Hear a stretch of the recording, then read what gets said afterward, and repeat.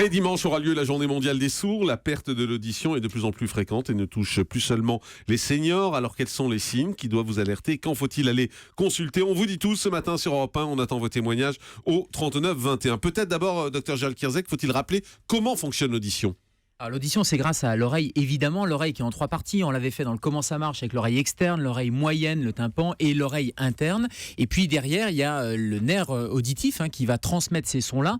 Et ça explique qu'il y ait plusieurs types de surdité, notamment une surdité de transmission, c'est-à-dire quand l'air n'arrive pas à passer, quand le son ne passe pas dans l'oreille. Et puis des surdités de perception, quand le cerveau, le nerf auditif ou l'oreille interne sont lésés. Et il y a notamment dans l'oreille interne des cellules. Il y a des milliers de cellules, il y a 15 000 petites cellules neurosensorielles. Et ce sont ces cellules qui permettent de transmettre et de transformer le son en une impulsion électrique et donc en un signal qui est interprété par le cerveau et qui permet d'avoir une compréhension des sons et du langage en particulier. Et ces cellules-là, ce sont celles qui sont atteintes dans le cas de presbyacousie. Vous savez, quand on vieillit, eh bien ces cellules-là vont moins bien réagir et c'est ce qu'on appelle la presbyacousie qui est de plus en plus jeune. Avant, ça touchait les gens de plus de 50-60 ans et maintenant, à force d'être exposés à des bruits forts, et je pense aux baladeurs, je pense aux discothèques ou aux concerts avec des jeunes qui sont de plus en plus exposés à des traumatismes sonores un peu chroniques, eh bien ces cellules vont s'altérer et on a affaire à une véritable épidémie quasiment de surdité ou en tout cas d'hypoacousie, c'est-à-dire de baisse de l'audition et des capacités d'audition.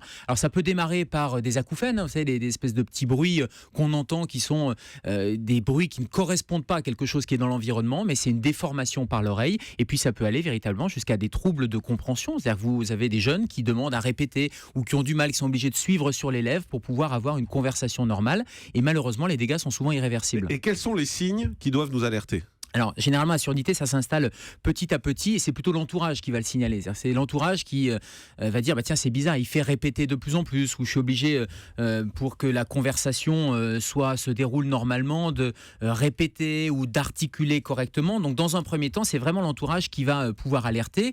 Et puis, vous-même, vous allez pouvoir vous rendre compte que vous faites répéter de plus en plus ou alors quand vous êtes dans une atmosphère où il n'y a pas beaucoup de lumière et que vous n'arrivez pas à voir les lèvres, parce que tout ça se fait de manière un peu inconsciente, c'est-à-dire vous utilisez à la fois la vue et l'audition et vous essayez de compenser un peu et puis quand il y a une atmosphère où vous ne voyez pas votre interlocuteur ou au téléphone par exemple, eh bien vous avez du mal, vous faites répéter, ça ce sont des signes qu'il ne faut pas négliger et qui nécessitent une consultation d'abord chez le médecin généraliste et puis après chez le spécialiste pour aller quantifier cette baisse d'audition, aller vérifier qu'il y a une baisse d'audition ou pas, sur quelle fréquence, et on sait que les sons aigus par exemple sont les premiers atteints, les fréquences élevées avec des sons aigus ce sont les premiers atteints dans la presbyacousie, donc ça c'est l'ORL qui va vous mettre dans une cabine avec un casque et qui va tester différents sons, c'est ce qu'on appelle une audiométrie et ça va permettre vraiment de quantifier les plages de fréquence et si véritablement il y a une baisse d'audition ou pas. Il y a peut-être aussi le fait de monter le son de la télé. Aujourd'hui il y a des numéros, quand on monte le son on voit à quel niveau on est, peut-être que si on s'aperçoit qu'on monte régulièrement un peu plus haut, ça peut être un signe. Exactement, et notamment l'entourage va vous dire mais qu'est-ce que tu mets la télé fort ou la radio fortement. Alors le risque c'est d'avoir le baladeur et de monter progressivement le son. Alors les baladeurs on rappelle qu'ils sont quand même limités, ils sont limités à 100 décibels mais c'est déjà énorme 100 décibels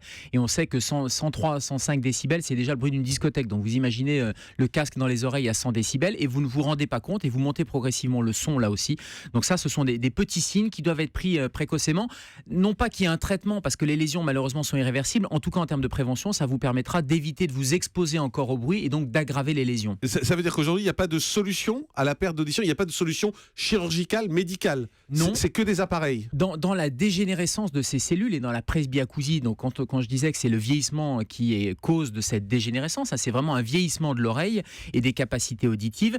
Malheureusement, il n'y a pas grand-chose. Alors, il y a quelques vasodilatateurs, il y a quelques vitamines, mais quand les lésions sont à un stade tel qu'on a déjà une répercussion et une baisse de l'audition, il n'y a pas grand-chose à faire. Alors, il y a quand même de la recherche et il y a notamment de la thérapie génique qui envisagerait de faire repousser un peu ces cellules ciliées, mais pour l'instant, on est sur de la recherche et on n'est absolument pas sur quelque chose en pratique courante. Donc, on est juste sur un traitement symptomatique et surtout ne pas aggraver la situation parce qu'on imagine bien que si à 15-16 ans, vous avez déjà une baisse d'audition, vous imaginez sur les 30 ans qui vont arriver, si vous continuez à vous exposer à des sons et on est en permanence entouré de sons, on est en permanence avec des baladeurs ou si les jeunes vont dans des discothèques, etc. Donc là, il faut vraiment qu'il y ait des mesures préventives d'hygiène de vie et d'hygiène auditive de façon à arrêter la dégradation. Alors, en ce qui concerne les appareils, aujourd'hui, c'est de plus en plus performant et de plus en plus petit.